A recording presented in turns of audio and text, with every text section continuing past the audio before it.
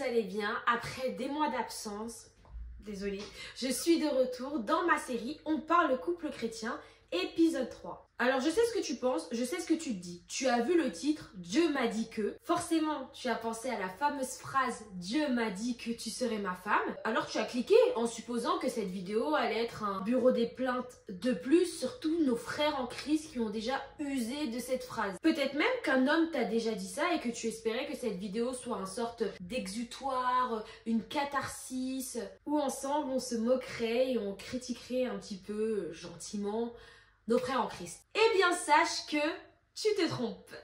Pour celles qui ont un peu capté la vibe du compte maintenant et de ma chaîne YouTube, ici on parle pas des hommes, on parle pas de ce que les hommes font de mal ou de ce que les hommes pourraient faire de mieux. Cette chaîne YouTube, la Elika TV, a vraiment pour but de pousser les femmes à s'introspecter et à travailler sur elles-mêmes pour se préparer au mariage pour celles qui y aspirent. Comme j'aime le dire, et je l'ai même souligné sous un de mes posts Instagram, un de mes réels récemment, j'ai écrit exactement ceci. Sur ce compte, je parle des responsabilités que Dieu donne à la femme. L'homme a plein de responsabilités, on pourrait en parler pendant des heures, mais chaque sexe se gère. Je m'occupe de ce que Dieu me demande à moi en tant que femme, pas à ce qu'il demande à l'autre genre, donc en gros aux hommes. Donc aujourd'hui, j'aimerais de m'adresser à vous, toutes les femmes qui êtes persuadées, qui êtes convaincues que Dieu vous a dit d'épouser un certain homme. Et de deux, quand même aussi, j'aimerais vous partager quelques clés qui je pense pourraient être utiles sur comment réagir lorsqu'un homme, voilà, un frère en Christ, vient vous dire « Dieu m'a dit que tu serais ma femme ». Let's go. Alors bien sûr aujourd'hui quand on pense à la phrase Dieu m'a dit que tu serais ma femme, on pense aux abus. Et je suis vraiment d'accord avec vous, je veux quand même mettre les choses au clair.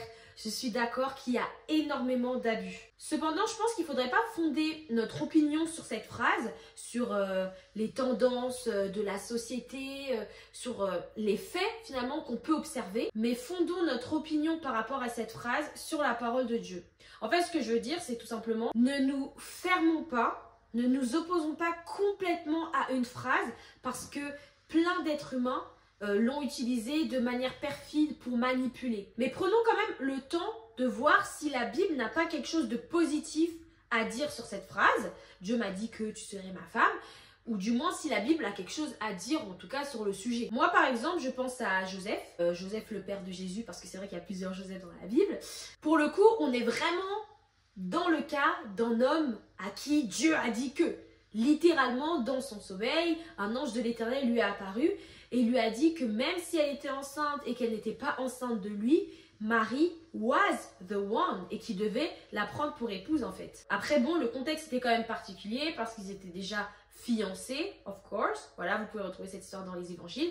Mais on est sur quand même un homme à qui Dieu a dit d'aller épouser une telle. Sinon, à part Joseph, le seul autre personnage auquel je pense dans la Bible, c'est Osée, un personnage à qui Dieu a dit d'aller épouser un tel, parce que pour le coup, Osée qui était un prophète, vous pourrez retrouver son histoire et son livre tout simplement dans l'Ancien Testament, Dieu lui a dit d'aller prendre pour épouse une prostituée Gomère. Mis à part ces deux exemples, là il n'y a rien qui me vient à l'esprit, j'ai pas de souvenir ou même peut-être tout simplement pas connaissance d'autres personnages dans la Bible à qui Dieu aurait dit d'aller épouser un tel ou une telle. Donc c'est vrai que même dans les récits bibliques finalement c'est peu courant, mais notons quand même que cela existe. Cependant, ce qui est très intéressant, c'est que dans la Bible, il y a beaucoup de mariages. Il y a également pas mal d'histoires de fiançailles. Et finalement, parmi toutes ces histoires, il y a seulement 2 cas de couples mariés qui se sont mariés sur la base du « Dieu m'a dit que ». C'est intéressant. Et peut-être en fait que cette rareté du « Dieu m'a dit que je devais épouser un tel ou une telle » dans les récits bibliques est une preuve ou du moins une indication que ce cas doit être l'exception et pas la règle. Puisque dans tous les mariages qui figurent dans la Bible, il y en a seulement 2 parmi toutes les histoires qui se sont formées à la base du « Dieu m'a dit que ». Et encore, Joseph, le couple il s'est même pas formé à la base de Dieu m'a dit que parce que c'était déjà un couple, sauf que Joseph voulait rompre et Dieu lui a dit que quand même il devait aller épouser cette femme. Donc leur couple ne s'est même pas formé sur la base du Dieu m'a dit que en vrai. En vrai, le seul vraiment personnage à qui c'est arrivé finalement, c'est Osée le prophète. Très souvent dans la Bible, lorsque un couple s'unit, c'est parce que soit l'homme, soit les familles ont décidé qu'il était temps de se marier. Il est estimé que l'homme ou que la femme est en âge voilà, de se marier. Et on s'active, on se met à la recherche d'un bon parti. Par exemple, le père d'Isaac. Abraham se fait de plus en plus vieux. Isaac aussi il prend de l'âge. Sa mère est décédée. Il estime que c'est le moment que son fils se marie. Donc il envoie son serviteur, le plus fidèle, chercher une épouse à son fils dans son peuple d'origine. Autre exemple, Naomi, belle-mère de Ruth, estime qu'il est temps que sa belle-fille se remarie et soit mise en sécurité, donc elle l'envoie vers l'homme qui a le droit de rachat sur elle, Boz. On ne voit pas finalement dans la Bible de personnages passifs qui regardent vers le ciel et attendent un signe de Dieu pour savoir quel est l'homme ou quelle est la femme qu'ils doivent épouser. Ça, non, ça n'existe pas dans la Bible. On voit des personnages qui estiment sur la base, certainement, je pense, de critères sociaux, que c'est le moment de se marier, que c'est le moment de rentrer dans la saison du mariage et qui vont chercher un époux, toujours avec l'aide de Dieu. Pour reprendre l'exemple d'Isaac, le serviteur d'Abraham, qui est envoyé chercher une épouse à son fils, il prie en fait. Il est envoyé et il prie pour demander à Dieu de l'aider dans cette quête de l'épouse parfaite pour Isaac. Et c'est ensuite, après sa prière, qu'il découvre Rebecca. Pareil, Naomi, lorsqu'elle a envoyé Ruth parler à Boz, elle s'est basée sur la loi israélite, qui, je le rappelle, est la loi que Dieu a donnée à Moïse pour régir l'organisation de son peuple. Donc on voit que souvent dans la Bible, dans le processus de trouver un mari ou une épouse, il y a toujours recherche active plus Dieu, par la prière ou par l'application de sa loi, etc. Et je pense que c'est une bonne leçon que lorsqu'un homme nous intéresse, on ne devrait pas se fonder sur la base du Dieu m'a dit que, mais on devrait se fonder sur la parole de Dieu. Parce que honnêtement, la parole de Dieu, la Bible, les écrits saints ne changent pas, ne bougent pas. Tandis que nous, les êtres humains, nous sommes mais carrément des êtres émotionnels, des êtres de subjectivité. Un jour, on peut avoir une conviction de ouf, une flamme qui semble brûler dans notre cœur, et puis le lendemain, on peut se réveiller et plus rien ressentir, genre. On peut avoir l'impression que Dieu nous dit de tourner à gauche, et 2 heures plus tard, après avoir fait un petit bout de chemin, on remet tout en question, on se demande si en fait, il nous avait pas plutôt dit de tourner à droite. On peut avoir l'impression, un soir, que Dieu est en train de nous avertir dans notre cœur qu'il va se passer quelque chose de très grave, qu'il y a une catastrophe, une dinguerie à venir. Puis le lendemain, on se réveille et on se rend compte qu'en fait, cette soi-disant conviction divine, elle était juste due au fait qu'on était très fatigué, on était en pleine crise d'anxiété et on a pris des signaux qui venaient en fait simplement de notre anxiété pour un message divin. Bref, on peut souvent interpréter nos émotions, nos sentiments et aussi nos désirs comme des messages divins et du coup prendre de très mauvaises décisions parce que la Bible dit que le cœur de l'homme est trompeur. Les êtres humains, nous sommes intrinsèquement subjectifs.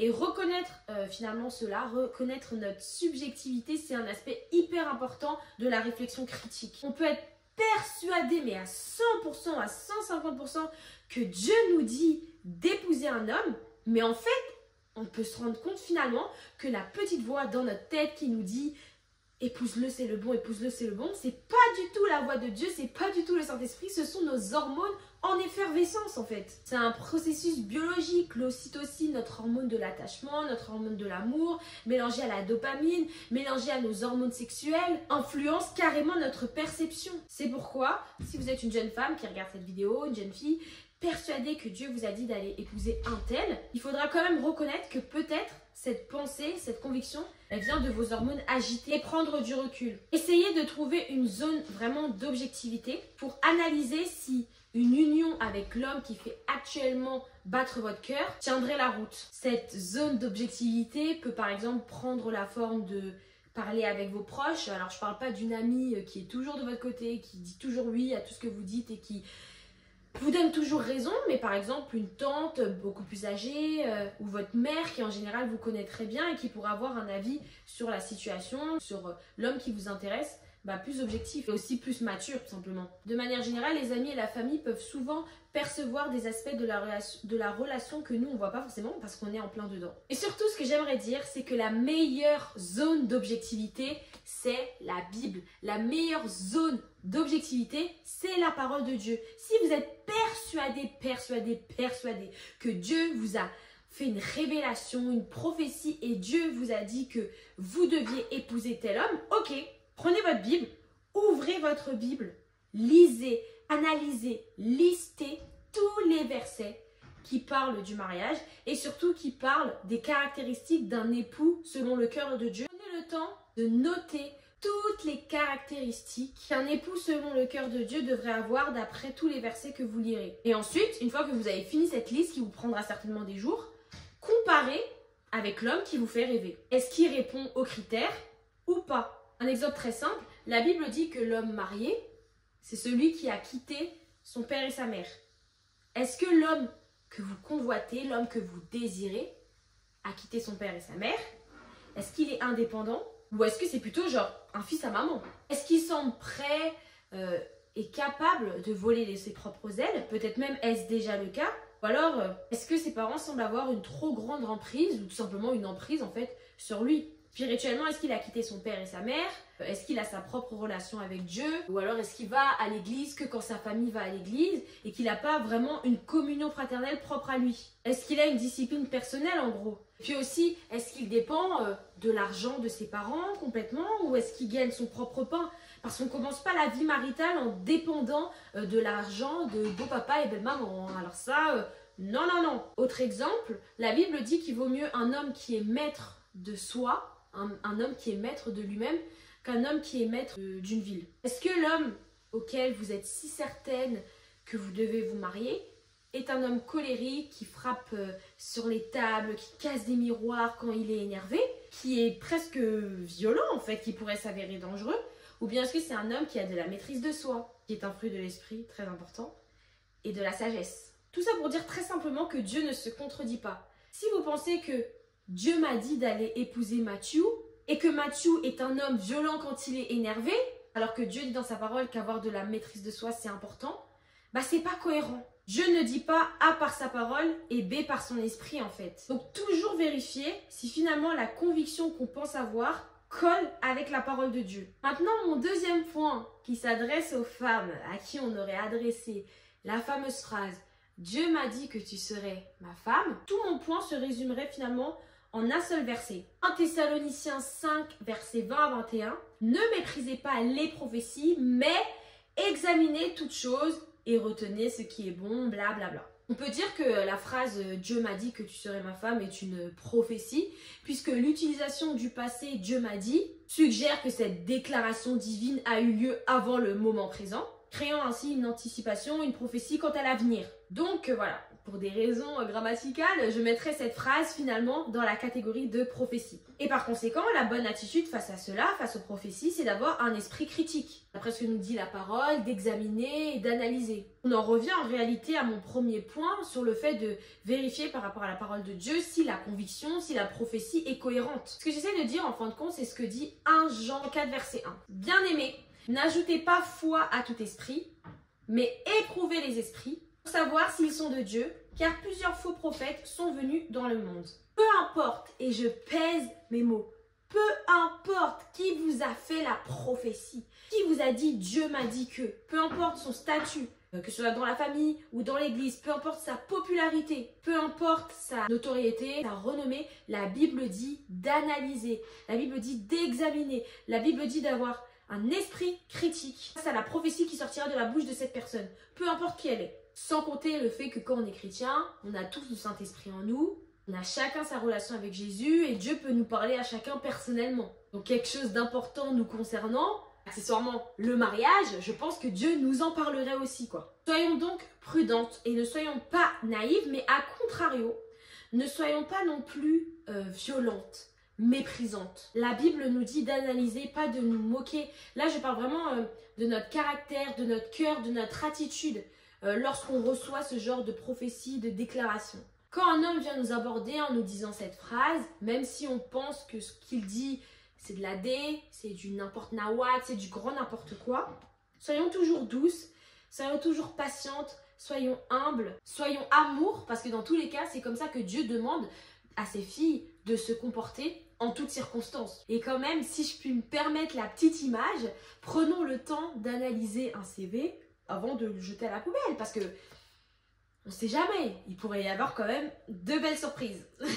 Et vous pourriez être l'exception à la règle. Enfin bref, c'est tout pour pour aujourd'hui. J'espère que cette vidéo pourra vous être utile. Peut-être vous apporter une nouvelle perspective sur la thématique du Dieu m'a dit que, ou être tout simplement un rappel bienvenu. Pour finir, les filles, soyons fortes, soyons courageuses, mais soyons aussi patientes avec nos frères en Christ maladroits. Voilà, c'est tout pour moi. On se retrouve sur Instagram et à bientôt, je l'espère, pour un prochain épisode. Bisous!